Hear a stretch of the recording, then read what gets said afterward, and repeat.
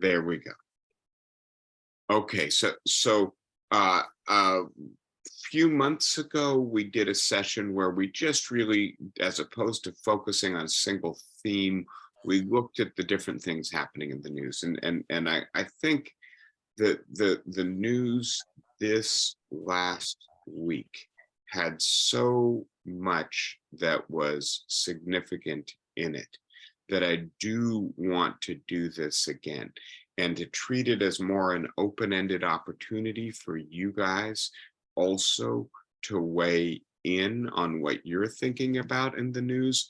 And I'm going to frame it in a few different topics. So we will get to the Georgia indictment of Donald Trump and the whirlwind of legal trouble that Donald Trump finds himself in, as he has now been indicted 4 separate times on 91 different accounts. But I want to focus on some other stuff first, because I suspect the Trump news would take up all of our time and 3 times more if we let it.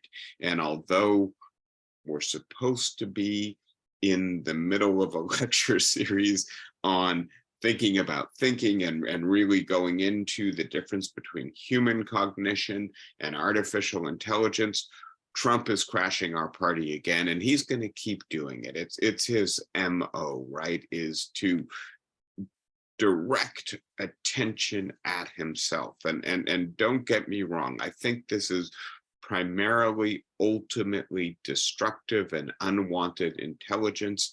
One of the things I've heard, and I don't know how much stock to put in these kinds of labels and the kind of pseudo-psychological analysis, is that Trump is different from other aspiring autocrats in that he's more of a narcissist than he is someone whose fundamental desires for power. He wants attention more than power.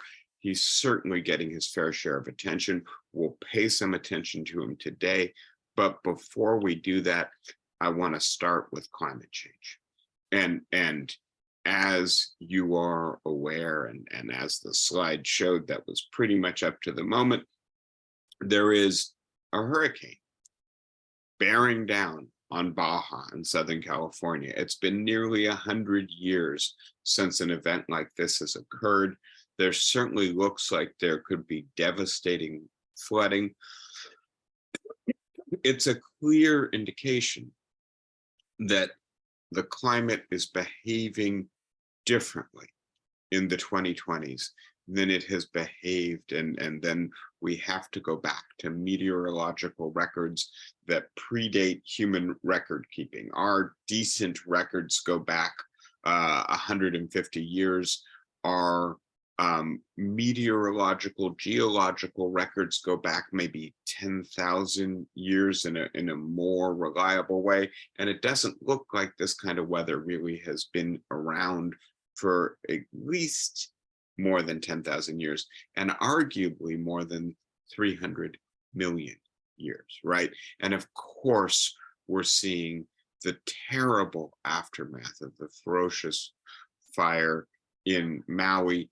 I don't know if you're paying attention. I put on the board here the image of one of the fire columns from the fire currently outside of Vancouver, the Gray Fire, it's being called. And just to give you a sense of the way this works,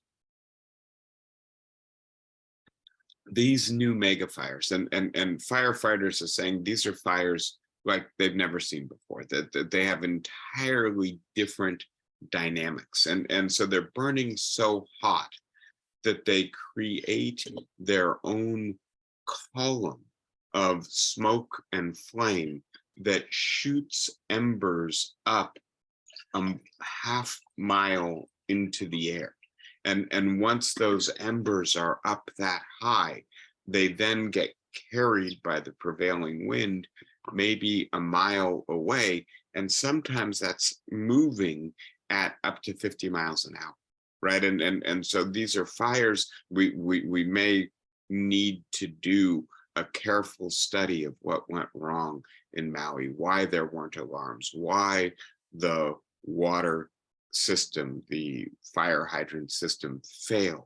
But having said that, I think part of what we're beginning to reckon with is that our infrastructure is built for the world until yesterday. And today is a different world, right? The nature of the fires we're dealing with, the nature of the extreme weather, I'll just point out to you that there was 180-degree effective temperature or real bulb temperature recorded outside of Dubai last week.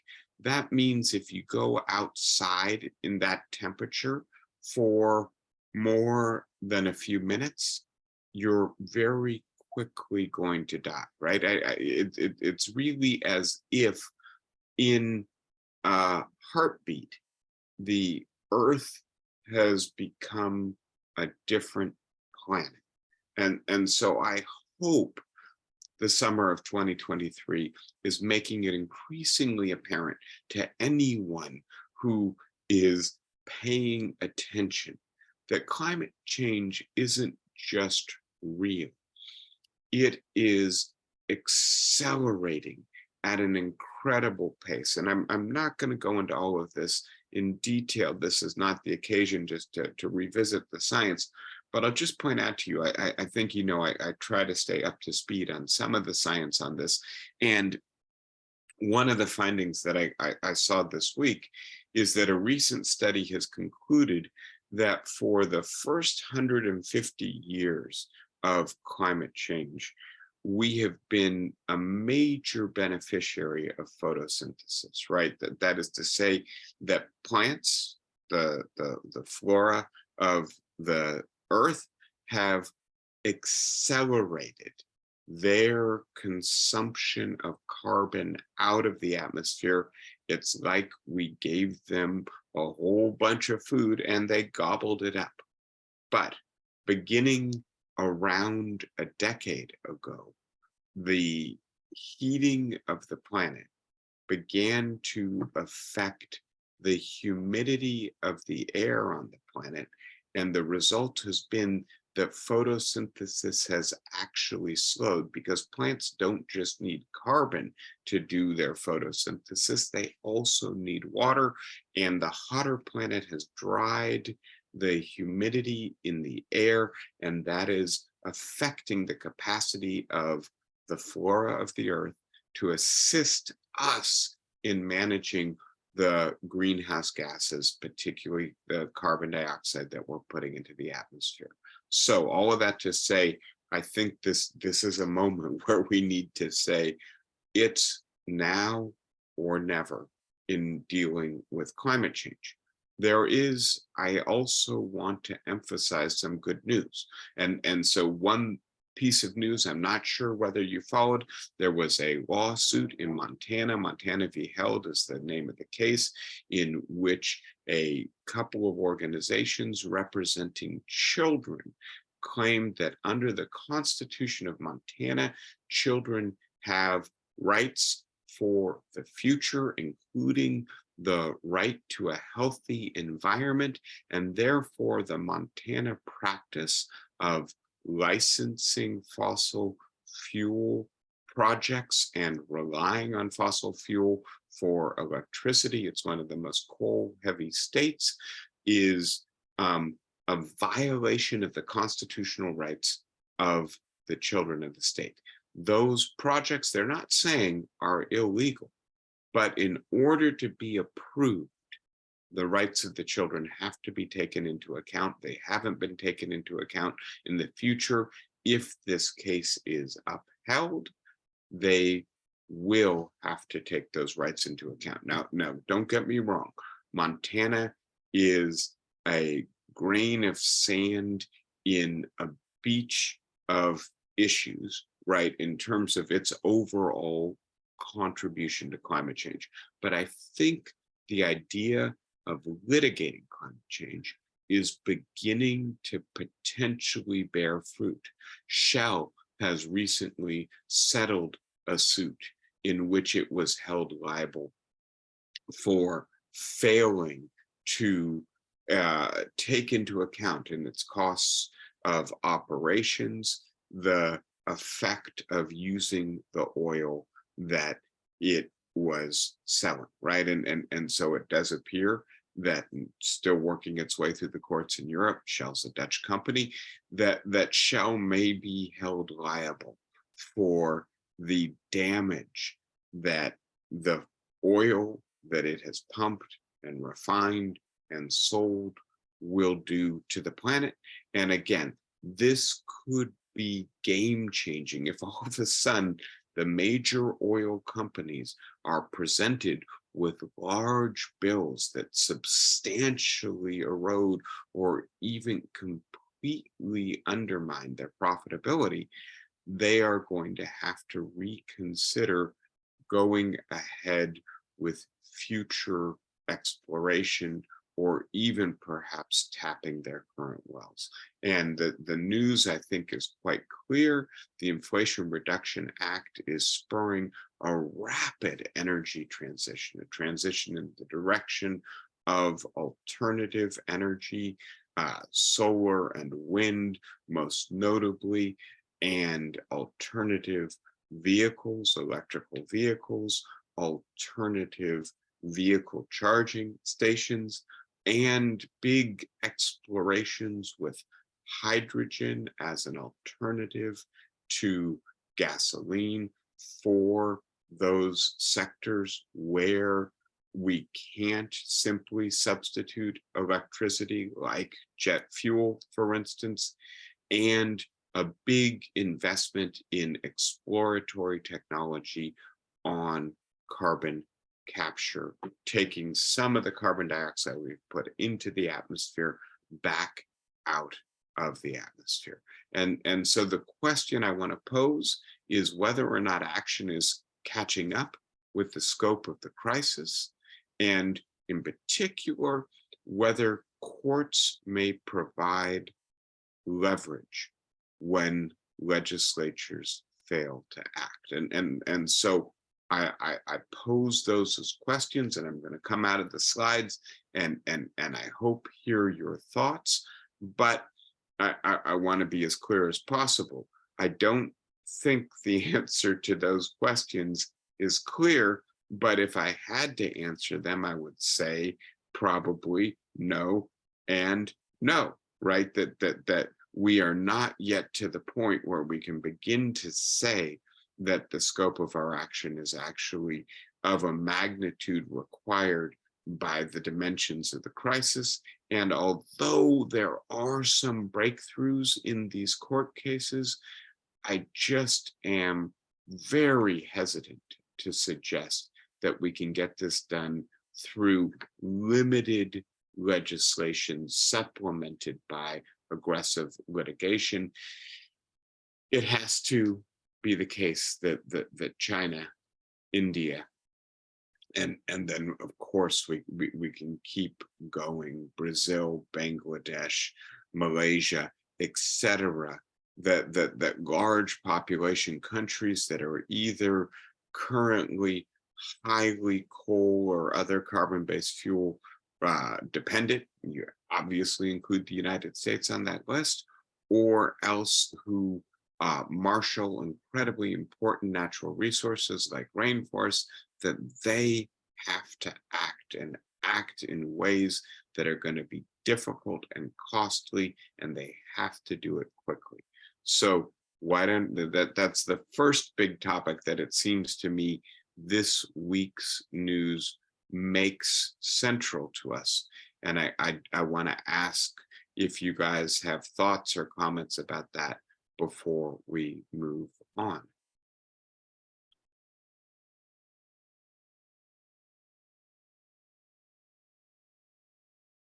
All right. Well, yeah, Flossie, No, please. actually, I did have one. Okay, so who is that? That's me, John Campbell. Oh, hey, John, I wasn't. Here I am. Hi. Go ahead. And then Flossie, while John's asking his question, you get yourself unmuted so we can get going right away. I just checked and I see that the growth rate of emissions worldwide has slowed a bit. It was only 2.2%. It only went up 2.2% last year. What we're told is that it actually has to be reversed and emissions have to slow down a lot worldwide in order to have any effect. We can't just stay at the same level. Things will continue to get worse because of all the carbon that's there now. If one assumes an assumption, you're not going to assume it, but I will. If you assume that the collective action problem of getting all these countries in the world to cut their emissions dramatically fails, and indeed it still keeps going up, at what point do you think countries will abandon the strategy of trying to get everybody to reduce emissions and instead turn toward developing ways of creating some cloud cover or some other way to cut down the radiation, to cut down on the impact of the sun on our atmosphere? So let me take a couple points that you've made, and John, and try to address them. The Potsdam Climate Institute, Climate Research Institute, has formulated what they call this carbon law.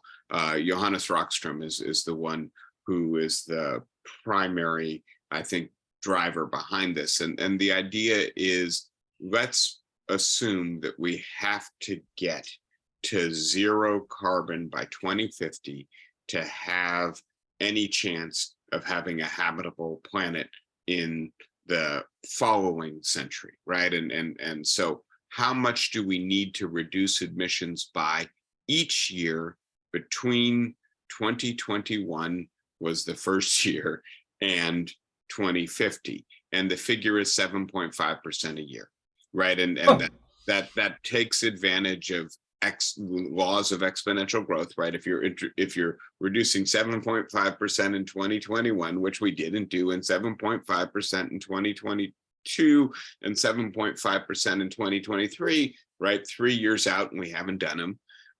Then that 7.5 on top of 7.5 on top of 7.5, it begins to have an exponential effect on reducing carbon emissions. And so what that means is that we need to recalculate, right? And I have no idea. I'm just going to make up a figure. Let's say it's now 9% a year, right? And so yes, we're absolutely not doing what we need to be doing. And I'll just say then two things about that, right? The first is that we have to hope that the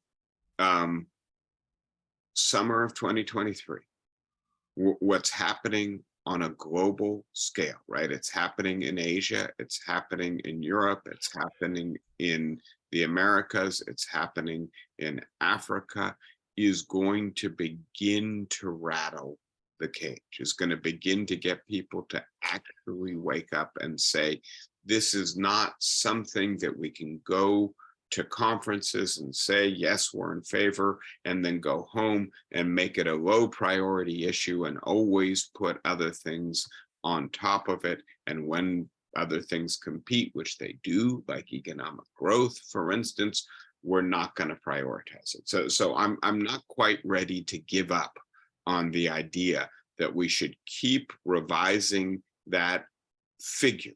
This is how much we need to reduce this year. And one of the things Rockström and company like about that figure is it's, quote, fractal. That means you don't have to wait for your government to do it. You can do it yourself. You can pressure the place you live. You can pressure your local government, your employer, to start to do it as well. Right. And so we should all be thinking, what can I do to reduce my carbon footprint by 9% this year. Not easy, but it's a worthwhile exercise to engage in. And then, John, you say, and let's just assume, right, that this is ultimately going to fail. Then where do we go? And I think we have two desperate measures available to us. One of them, I'm going to start with the one you didn't mention, is carbon capture, right? And so as opposed to putting, reflective material in the stratosphere, we try to pull the carbon dioxide out of the atmosphere. Right now, that's a pipe dream, right? But the fact that the Inflation Reduction Act has a lot of money in it, the fact that a lot of research institutes are working on this technology, I don't want to suggest that this is something that we're actually going to obtain on time, because that lets us off the hook too easy on doing what we need to do now. But having said that, we have to hope against hope that that succeeds, right? Because the third possibility, the general category that you're referring to, is geoengineering, re-engineering large planetary systems, like the degree of reflectivity of the stratosphere, by putting airborne particles into the atmosphere. Is Matt here today? He is. Yeah, he's an advocate, or I think at least somebody who's interested in this proposal. And I think I have mentioned Elizabeth Colbert's work on this in the past, and so she has basically done a long book that looks at the various efforts that humanity has made over the last 100 years to re-engineer large natural systems. And she says every one of them has had large unanticipated consequences that are mainly negative or destructive, right? And so, never mind that the sky will be white instead of blue, and that may cause massive changes in human psychology, right? We're accustomed to living with a sky of a certain color, and it does actually affect our mood, right? There's seasonal affective disorder, and all of a sudden everybody is going to be, in a sense, in permanent winter in Washington. But what does it do to photosynthesis, right? And as I pointed out, photosynthesis is a major drawdown, sink of carbon dioxide out of the atmosphere if all of a sudden there's a lot less sunlight getting into the earth. And there are other options, by the way, seeding the oceans with algae that eat the carbon dioxide. So lots of possibilities here, but they all have incredible and difficult to anticipate risks, and they're going to be very difficult to reverse once they get started. So again, I just think we have to be eyes wide open about the path we're on. We're headed down a path where the only option is exactly what you indicate, John. And then I'll just point out the Ministry of the Future, the Kim Stanley Robinson novel scenario, which is not that the world comes to an agreement that we need to do geoengineering, but that there's a major heat wave that kills 100 million people in India, and India says, okay, we're doing it, and there's nothing we can do to stop them, right? And so we do have to recognize it's incredibly risky, and absent some kind of binding international framework, very difficult to regulate. And who knows, if India does it, where the worst consequences are going to fall. Will they be in India? Will they be in China? What does it do to India-Chinese relations if China is being adversely affected by India's unilateral decision to engage in geoengineering? And what does China do about that? does it start shooting down the planes or the balloons? And how does India react if China starts shooting down its aircraft, right? So I just think we have to be really careful in thinking that this is a measure of last resort that we've got waiting in the wings if everything else fails. Matt, go ahead. I kind of queued you up there. Okay, Flossie, you want to go ahead? You are next in the queue. Go ahead. I have a friend in Bishop, California. Uh-huh. The flooding is about to begin.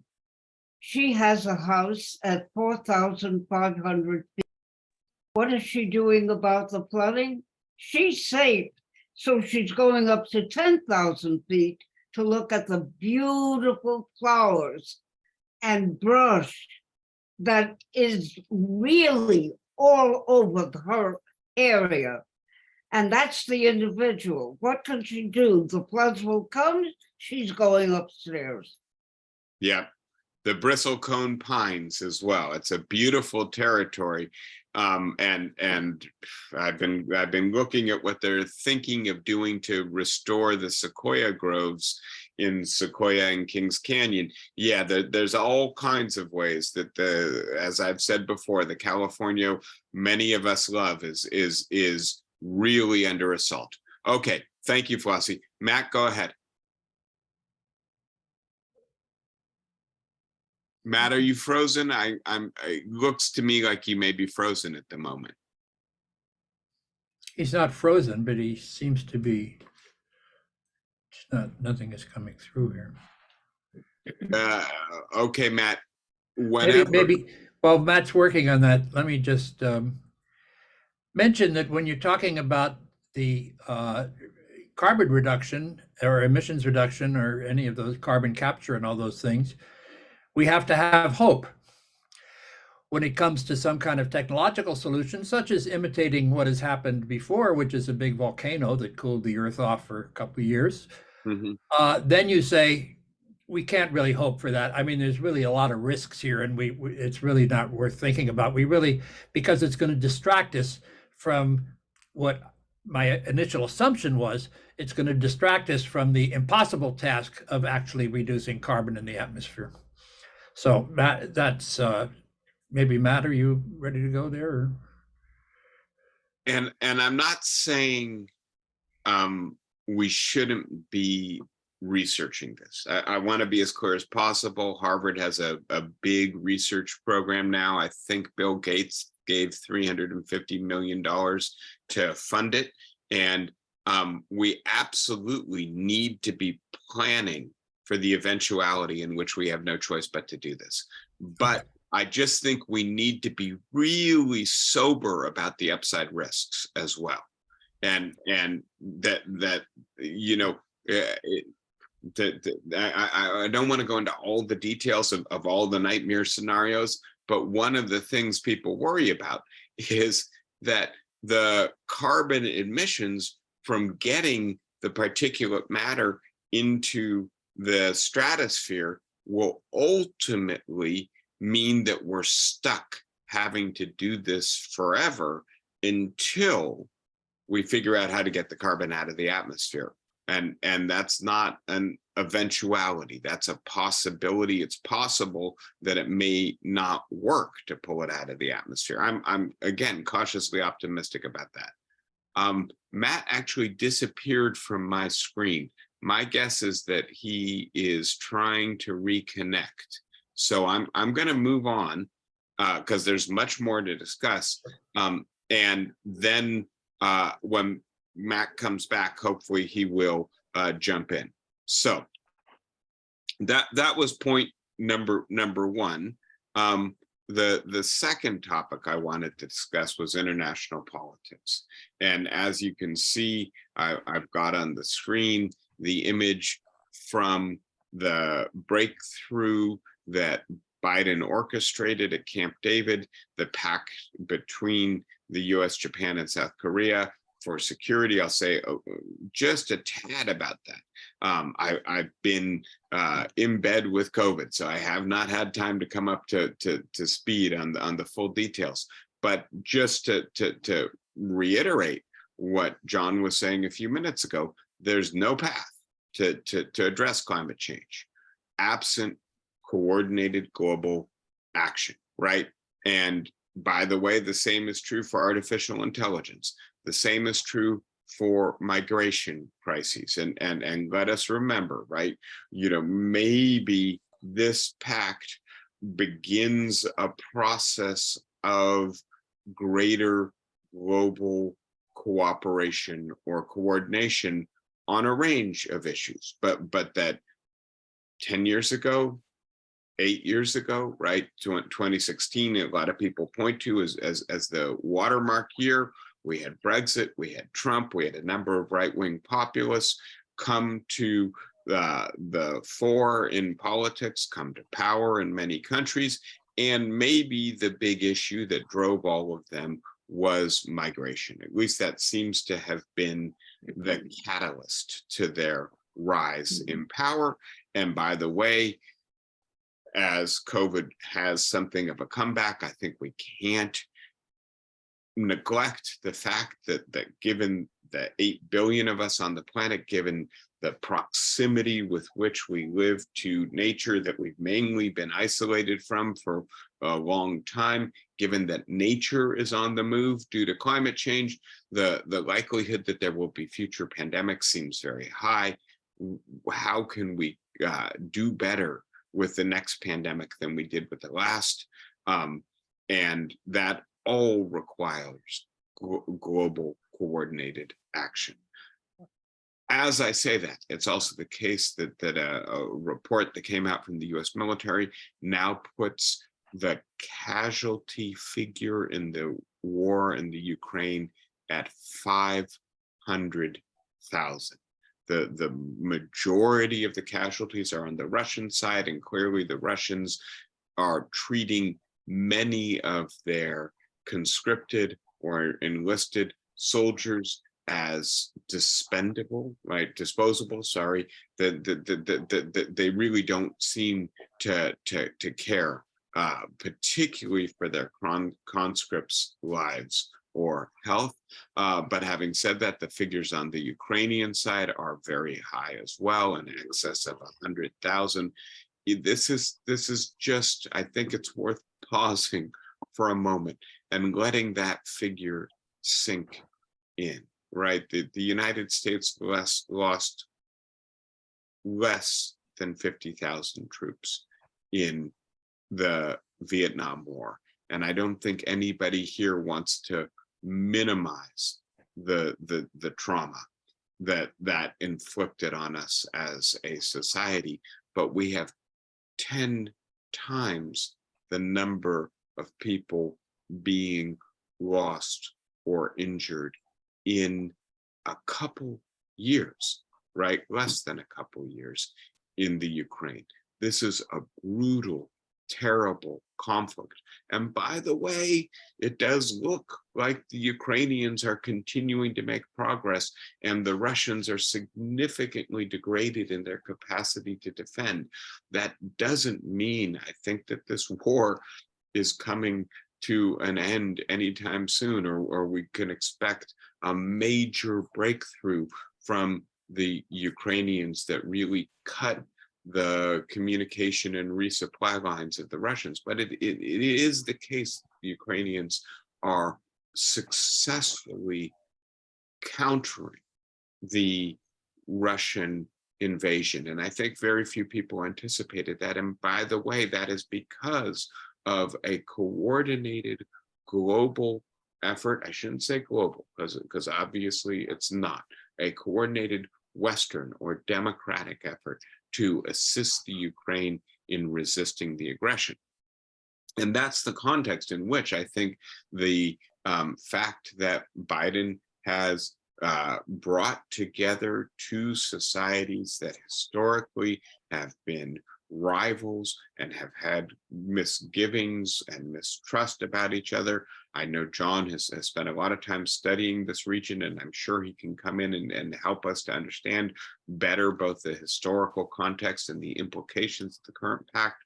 But the idea that the societies that are democratic increasingly recognize that they need to come together and coordinate for security, that the societies that are autocratic, but especially China, are rising in power, both economic and militarily, and that it's incumbent upon the democratic societies to work together to try to set the boundaries or the parameters in which China operates, for instance, in the South China Sea, that it doesn't have complete latitude to do what it wants in regards to islands and extending its control and eventually Taiwan.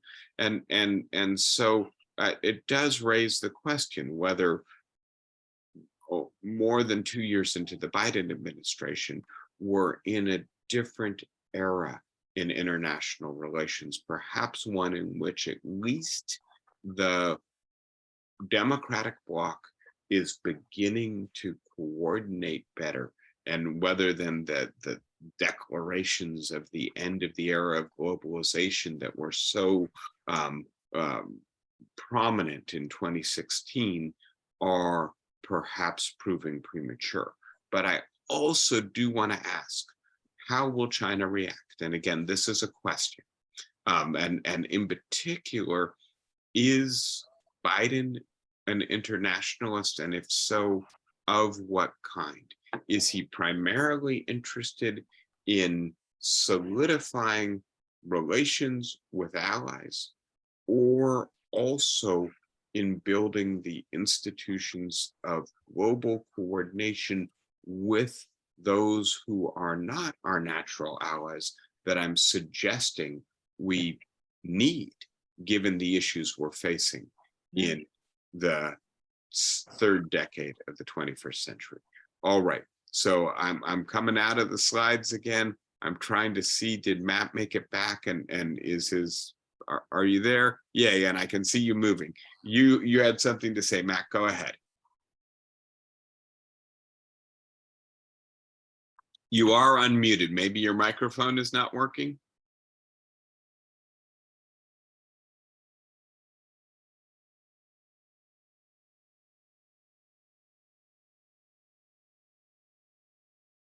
I'm going to give Matt another second or two to see if his computer will cooperate. It's frustrating, obviously, not being able to hear from him when he's got something to say on a topic I know he cares about.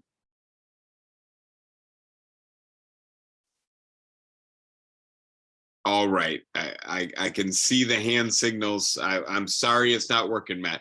Maybe next week we can get you a better connection and see if we can get your comment.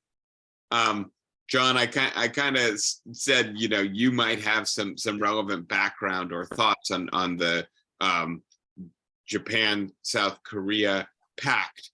Do you have anything you want to weigh in on that? I know you've spent your whole career studying this area. Well, I don't actually study the international relations of it particularly, but I think it's quite important. It's being presented as being like a brand new idea, but in fact, this has been a trend, I think, ever since the joint Japan-Korea World Cup, however long ago that was. Ever since then, the signs have, generally speaking, been positive. And after all, the war is a long time ago. I mean, the Second World War is what I'm referring to. Of course, Okay. of course. And Iris, you go ahead. You're muted still.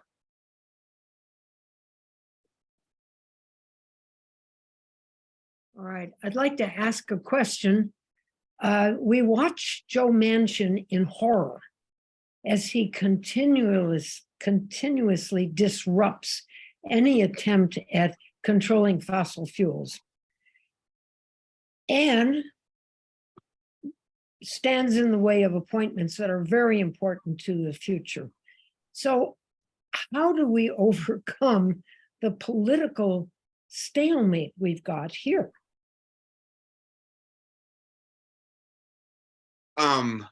Well, that's an easy question, Iris. I know. So I'm gonna talk a little bit about. So I gave a talk a while ago, not with you guys, although we've talked about versions of this before, about the Supreme Court and about how I think, on the one hand, clever, and on the other hand, lucky, the long-standing strategy of the Federalist Society and others to remake the federal judiciary into a much more conservative, and I'm doing research on this right now, and there's this distinction in the literature I'm looking at between being a counter majoritarian institution, an institution where if the majority decides it wants to do things that violate the rights of certain individuals, the court is supposed to say, wait a minute, slow down. This is against our fundamental charter as a society, the agreement that we all have that in a sense sets the rules of our democracy. That's counter-majoritarianism. And the other interpretation of the court is anti-democratic. Just it stops the majority from doing what it wants to do, even when there is not that issue about the violation of individual rights. And in particular, when the court says we, and please note, 5 unelected lifelong officials can serve to overrule whatever the people in the locality, in the state, at the national level have done. And then the idea that, in a sense, the Federalists got lucky. They may not have anticipated just how dysfunctional the federal government would be, right? And in particular, the legislature. And so that they've got the judiciary, and the people have to try to use the legislature to further our agenda. And it's a really tilted playing field right now, in which, yes, the procedural rules in the Senate. Look at what Tommy Tuberville is doing in terms of a one-person blockade on military appointments. Look at what Joe Manchin or Kristen Sinema did, king for a day, queen for a day. They basically get to dictate to the president and to all of their colleagues what will pass as legislation and what won't pass as legislation. And I want to be careful here. We want deliberative legislative institutions. We want institutions in which people who disagree have the capacity to make the people who they disagree with listen to them, even when the people who they disagree with have the votes to override them, right? And so some procedural mechanisms that force deliberation are a good idea, but that assumes an underlying commitment to deliberation. And I don't see that. I mean, obviously, Joe Manchin is considering the no labels presidential bid as well, which could be incredibly destructive for our society, right? It could be one of the paths via which Donald Trump has a viable chance of becoming president again. So all of that to say, I would hope, but I recognize that it's unrealistic, that the current dysfunction might give us pause for rethinking some of these 19th century procedural rules. They're not constitutional, right? In the sense that they're not written into the Constitution. They are merely rules of the institution that we decided to adopt at one point for one reason. By the way, a lot of the reasons were not good reasons, like protecting slavery. And now we're stuck with them as if they're written in stone. They're not. right? And so there are things we could be doing, but I want to then highlight another possibility, right? And this is to use ordinary legislation the next time the Democrats have enough power that they don't have to rely on Sinema and Manchin. And who knows when that'll be, right? They don't even control the House right now. But if they got to the point where they controlled the House, they controlled the Senate with enough of a margin to not have to rely on the people who you might call dimos, Democrats in name only, right? And dinos, I guess is better. The president is a Democrat as well. DC should become a state. Puerto Rico should become a state. And by the way, if the Republicans are not willing to consider giving the more populous states a third senator, California could have 2 or 3 states, could become 2 or 3 states, right? There are easy ways for the Democrats to begin to think about how to really change the institutional logjam, the majoritarian tendencies in our society. I'm not 100% mind made up about what I think about these proposals today, but I am increasingly sharing your frustration and increasingly thinking about how do we get to a place where there's less gerrymandering, where the constitutional gerrymander of the Senate is less hamstringing for what clear majorities of Americans want to be done, right? Nearly 2/3 of us want a constitutional right to abortion. But we're not going to have that probably for another 20 years, right? And the list of states where, I'm sorry, the likely that abortion is going to be taken off the agenda, despite the fact that a popular majority in that state favors abortion. It's just one issue. And of course, we face incredibly urgent legislative tasks with regards to, for instance, climate change, which we've just been talking about. So yes, I do think it might be time to be thinking about more extreme reform measures, recognizing that this is going to increase polarization, increase mistrust, and be very fractious for our democracy. But the consequence of continuous paralysis and deadlock is also extremely destructive and also feeds polarization. We may have no good option. And in those circumstances, do the thing, it seems to me, that at least repairs the institutional impediments that got us in this mess to begin with. Yeah, thank you for that, Iris. Obviously, that's an important one to be talking about as well. Are there other comments, or should we spend a couple minutes, give Trump a little bit of our airspace for the remaining time?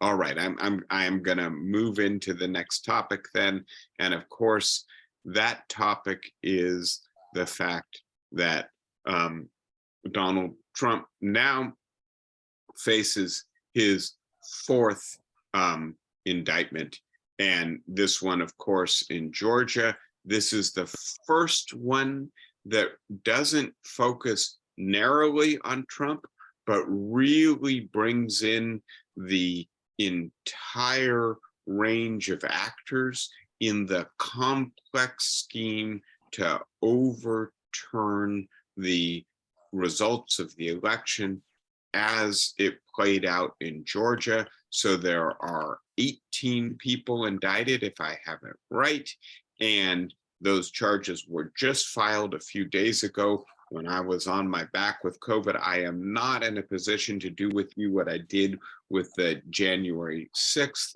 indictment and walk you through the details of the indictment. Maybe we'll do that on a different day. And I think it bears analysis because it is a much more complete and complex case. But as opposed to that, I just want to pull out, focus on the fact, right, that on the one hand, there are now 4 indictments, right? 2 of them charges have been filed, right? August 1st, August 14th.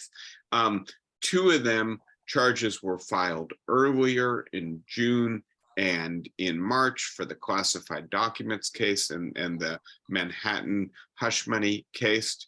And the trial dates for 2 have been set in March and May. In the election inquiry, the January 6th case, the prosecution has asked for a very aggressive beginning of the trial, beginning in early January of the coming year. The defense, Donald Trump's legal team, has suggested that the trial shouldn't begin until 2026.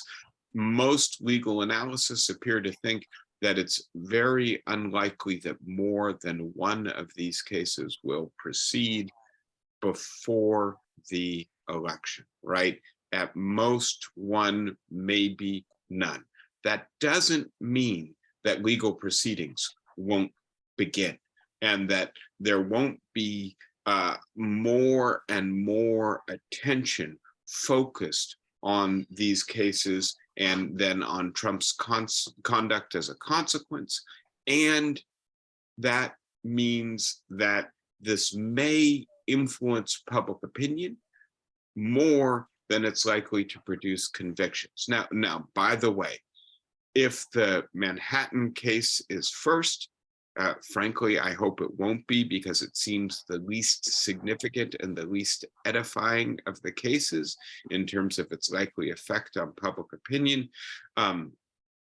If he is in fact convicted in that case, it's also perhaps, along with the Georgia case, because it's a RICO case, the most complicated legal theory.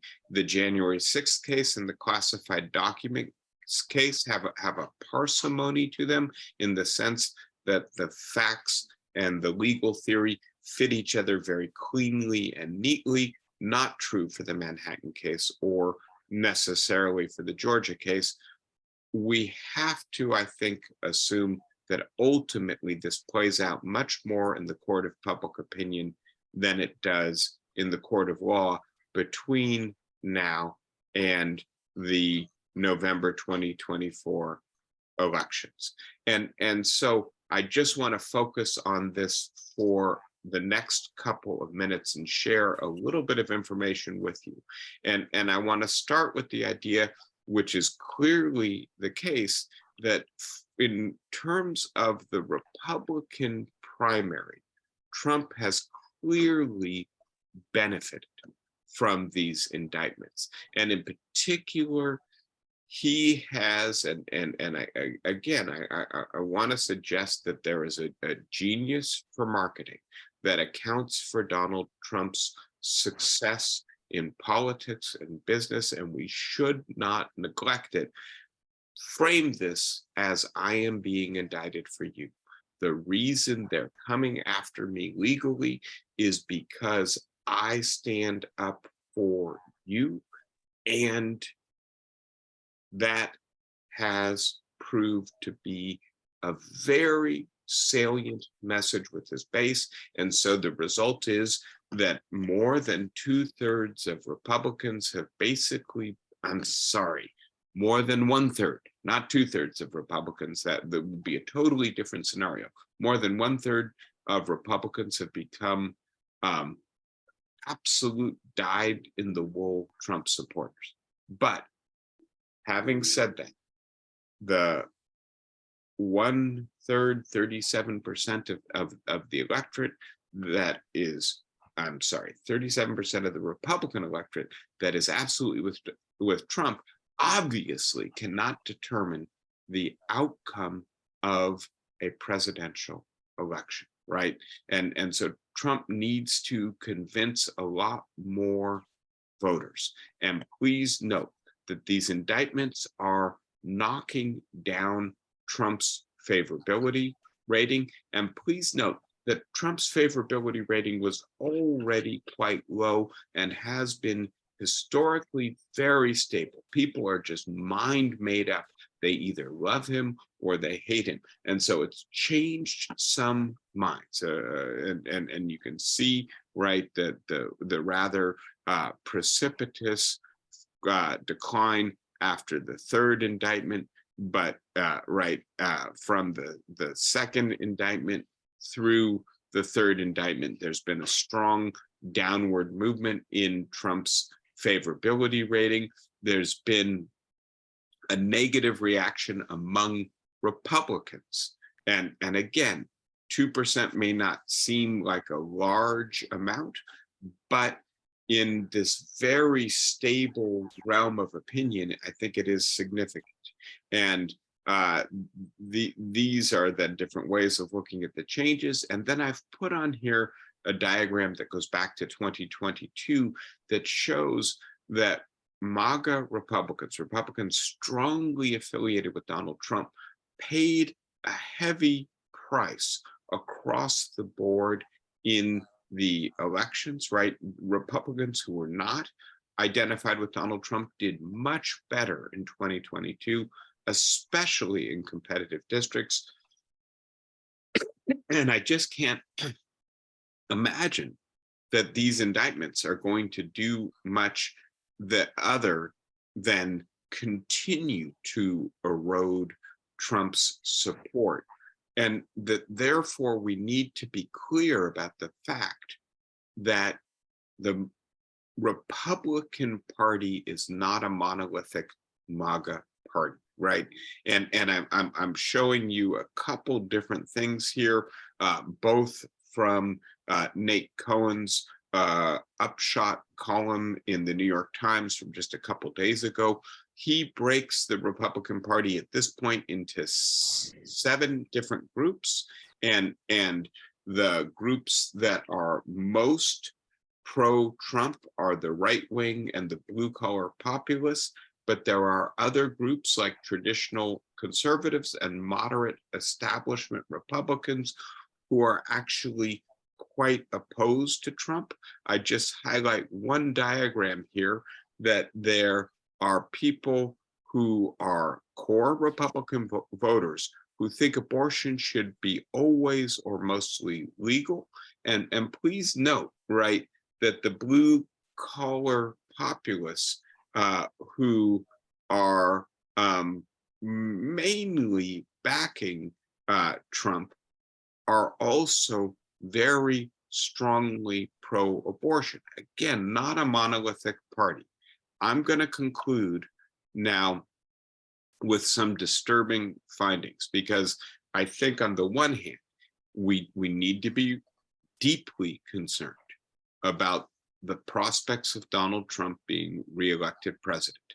And the reason to be deeply concerned about it is because he appears to be a real threat to core democratic institutions like the rule of law, checks and balances, the protection of rights, not just because obviously he won't do anything about climate change, or that the coalition that supports the Ukraine may fall apart, or that Joe Biden's important work in international relations could quickly unravel, right? The policy stuff, we go back and forth. There's a pendulum swing. We may not be happy, but this is the nature of democratic politics. But a politician who has clearly said that they intend to use the power vested in the presidency and the executive branch as a whole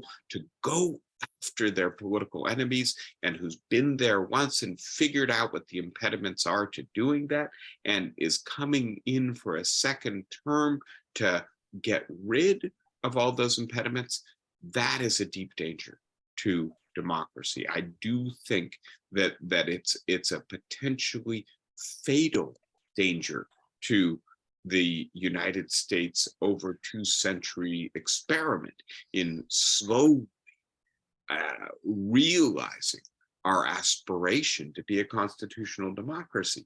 But having said that, I also think there's a danger in fracture in our society. And so look at these recent CBS polls, right? August 2nd to 4th. So before the Georgia indictment, before the January 6th indictment could really take hold. Do you think Trump planned to stay in office illegally? Stay in office by legal means? Did not plan to stay in office, right? We are split down the middle over whether or not Donald Trump, just a core factual issue here, right? And then after the 2020 election, Trump planned to, I'm sorry, that's not what I'm looking for. Oh no, did I not get the right diagram here? I did. Somehow I ended up with two versions of the same diagram. But let me just summarize the finding of the other diagram. And I'm trying to see if I can find it in a version where I can share it with you. Give me half a second, because it's quite stunning. Yes, I think I can. So let me pull out of my slides.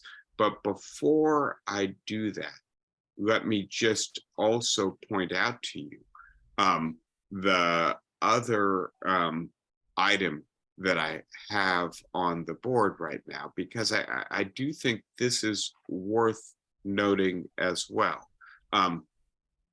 This is a law school article that was published just a few days ago. I have not had time to review it in detail, by two very conservative Federalist Society law school professors, very well respected. And they are looking at the third section of the 14th Amendment that prohibits from holding federal office anyone who has participated in an insurrection or rebellion against the United States. And they find that this section of the Constitution remains enforceable, that it is self-executing. That means there does not need to be a criminal conviction. There's no mention of anything like that. And that there is a mechanism specified in Section 3 of the 14th Amendment, which is that a supermajority of Congress has to vote that the person in question is eligible for office, and that it therefore should be acted upon by any elected official in the United States who is convinced that Donald Trump participated in an insurrection or rebellion. And that means election officials across the United States, they conclude, would be doing their constitutional duty to keep Trump off the ballot. This is, I think, really interesting and really important. One mechanism that might not depend on the outcome of an election. I know I've gone a little bit over time. I have this one last idea that I would like to share with you, and you'll have to give me a moment because I'm going to try to get it for you.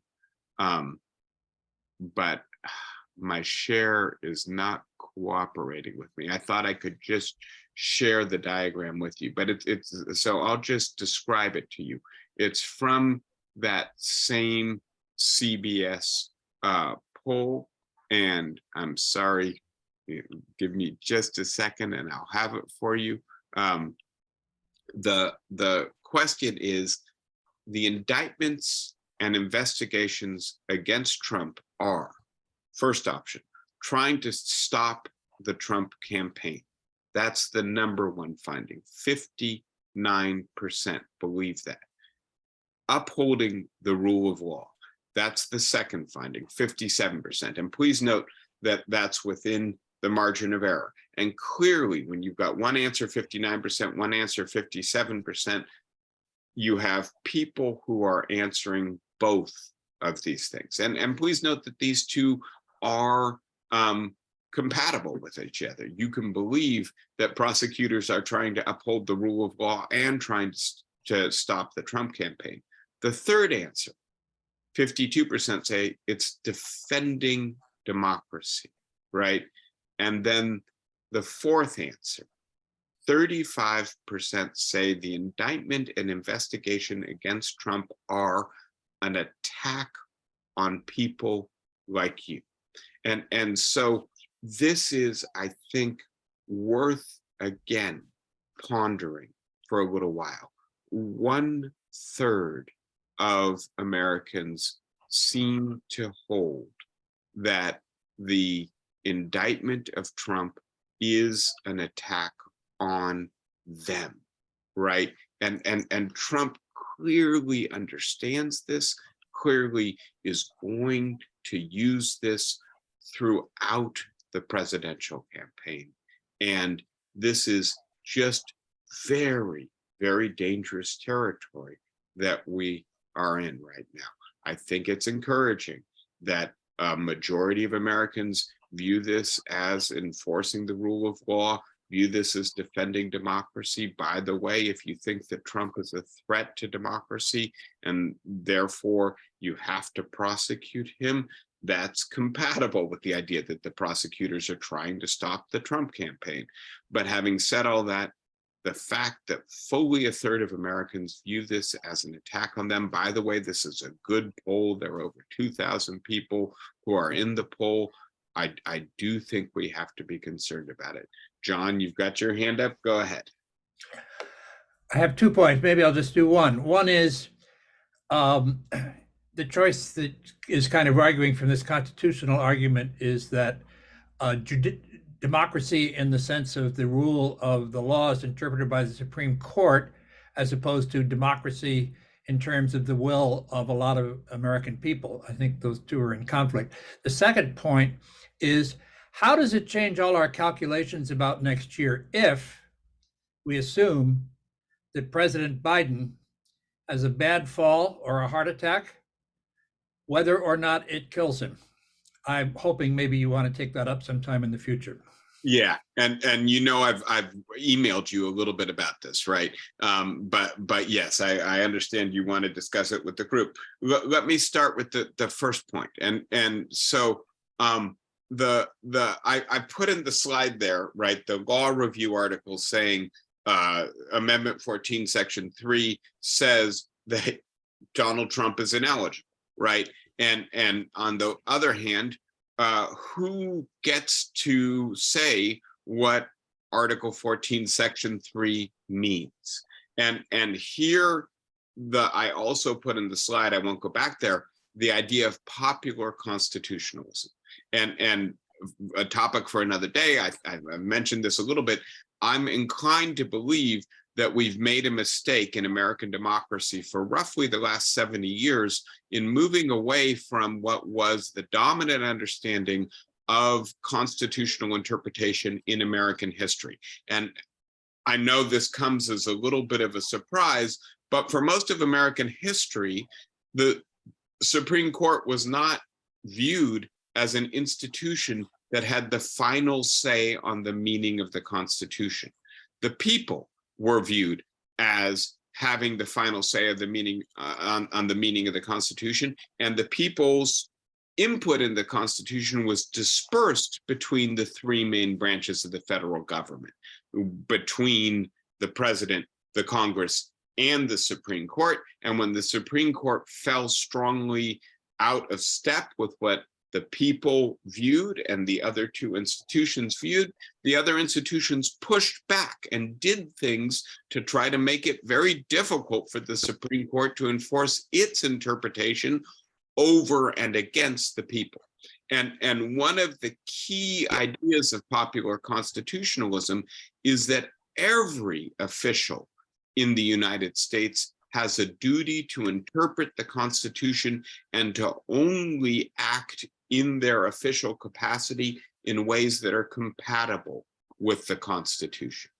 So that would suggest that election officials at the state level have a duty to look at Article 14, Section 3.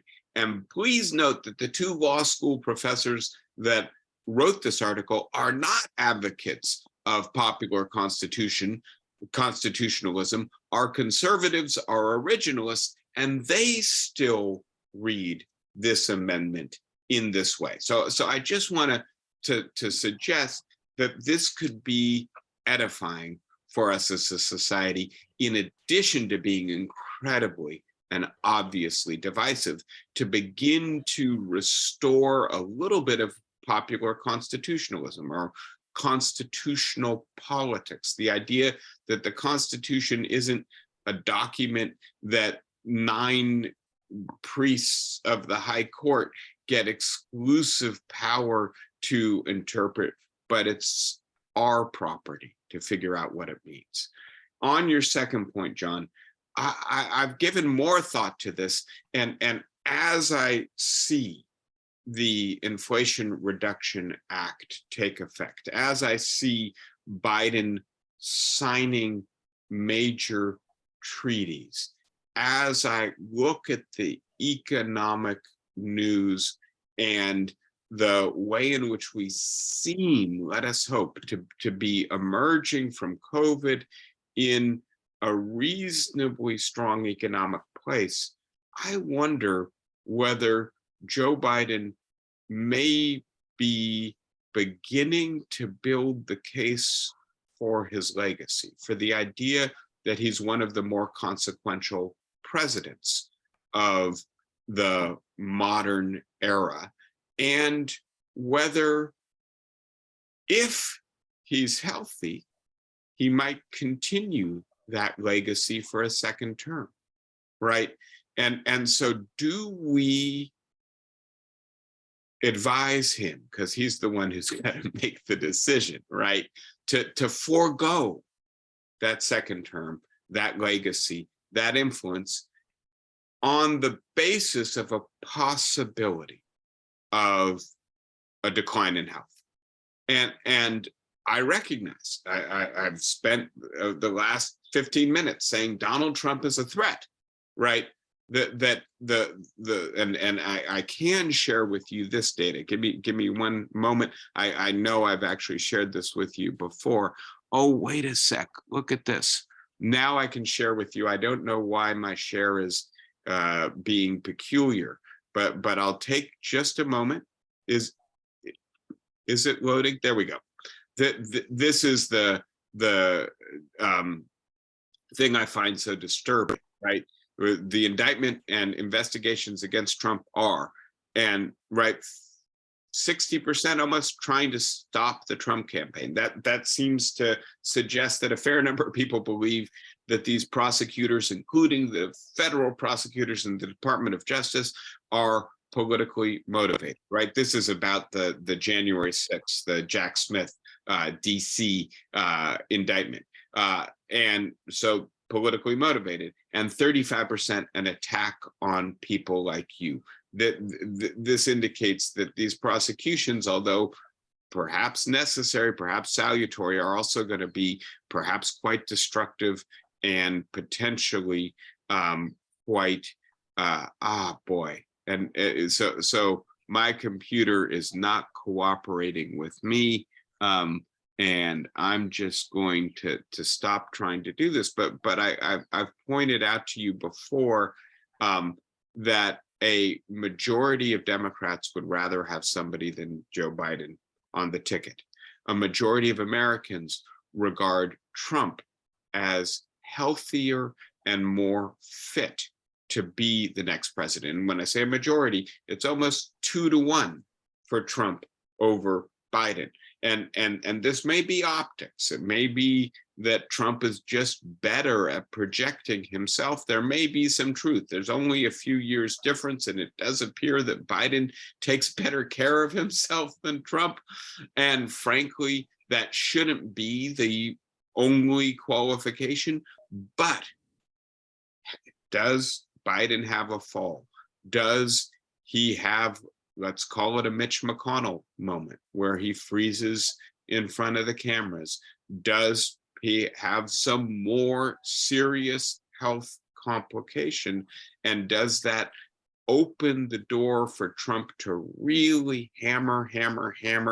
And I know it's strange to think that Trump would be opportunistic in this way, but I don't think we can discount that possibility. So yes, I want to say, John, you're raising a real issue. I just am not sure it's a decisive issue, as I've said to you before, in part because it's just not obvious how a late withdrawal of Biden, because that's what you're advocating, Biden should not run for a second term, how that plays out, given that there's nobody, Kennedy notwithstanding, lining up on the Democratic side right now. It would create a lot of chaos with the Democratic nomination. The Democratic nomination is always in chaos, and that's why we have political conventions, is to pick somebody who's going to be a good candidate. It might well be a plus.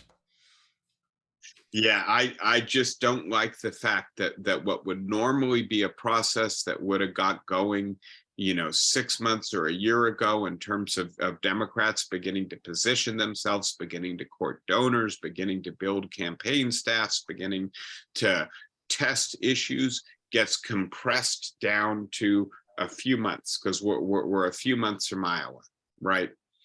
Anyway, let's see. Are there any other questions, obviously, or comments or thoughts? We've talked about a lot today, and this final issue raises a lot of things of concern.